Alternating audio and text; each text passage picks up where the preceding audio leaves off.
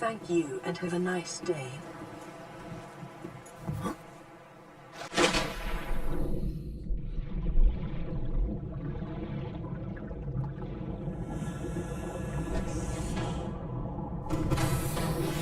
Welcome aboard, Captain. All systems online.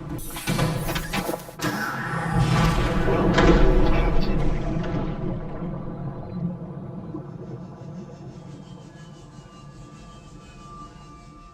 Survival games have certainly become a thing in modern gaming.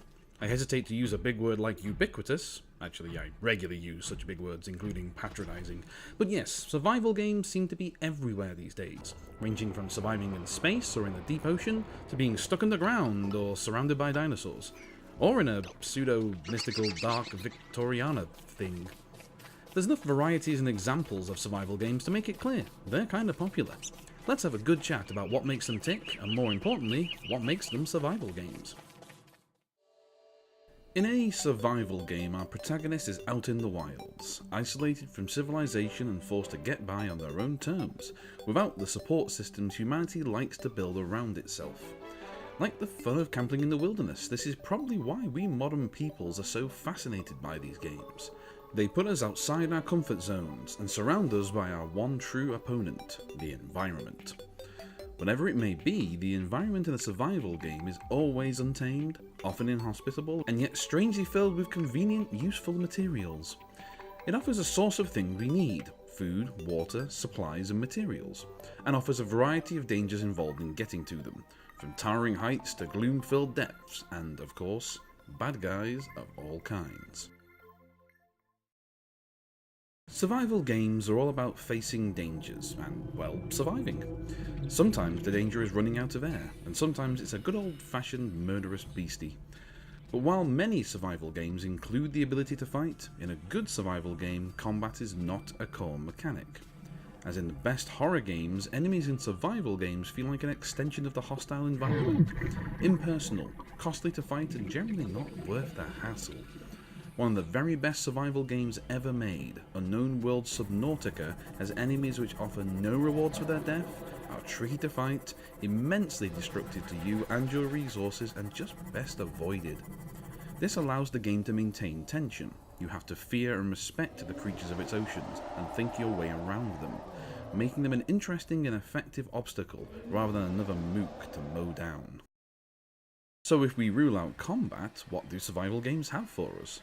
Exploration and gathering.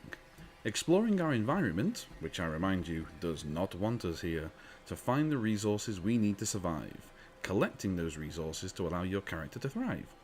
Equipment, tools, clothing, buildings, crafting stations and vehicles factor heavily in this, as does crafting and technology trees. The need for resources to survive and the drive to improve our lot makes us want to explore, and so the best survival games make exploring fun and interesting. Different methods of transportation, locales that are beautiful or dangerous or terrifying or all the above make exploring its own reward, never more so than in System-era Softworks' endearing title Astroneer. Hopping from planet to moon in shuttles, bouncing around landscape in buggies and tractors, navigating treacherous caves, Astroneer expertly makes getting around a ton of fun. Exploring without limits, however, quickly becomes dull. It's good game design to have milestones in mind, goals for the player to achieve and be rewarded by. In survival games, these milestones are technology or resource goals, opening up the ability to craft new things. In the best survival games, however, those new things open up new content to the player. The technology acts as a natural gate to the content. This is something survival games share with the Metroidvania genre. Both types of game, when designed well, organically constrain the player character whilst plainly indicating there is more content to be found. Subnautica is a past master at this technique.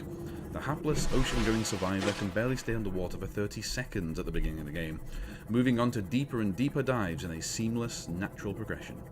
It also manages the feeling of surviving in an extreme situation beautifully, to the point where you first set your feet back on dry land or enjoy your newly built living space. The psychological effect, the relief, is profound. Calorie intake recommended.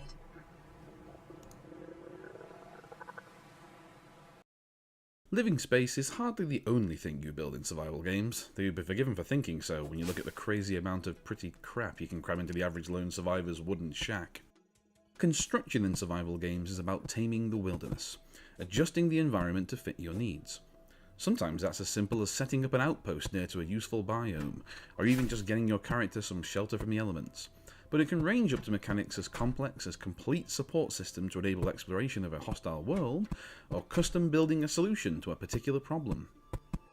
Relogic's 2D classic Terraria understands this all too well.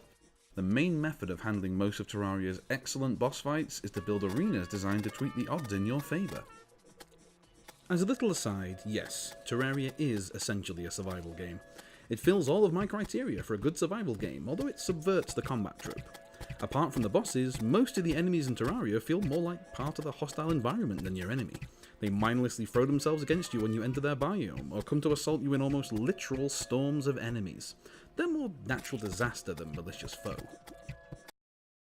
Clay Entertainment's early access game Auction and Not Included takes this concept and, well, buries it deep underground surrounded by toxic gas and disease, which is where my metaphor falls apart a bit. However, its understanding of the mechanics of building to survive, combined with a physics simulation that borders on the pathological in its detail, makes for a game where clever solutions to problems are not only rewarded, they're mandatory. And yet it's, metaphorically, a top-down colony management sim, which is also essentially a survival game. The environment is set against you, technology and ingenuity are your weapons, and you have to get out there and find a way to survive.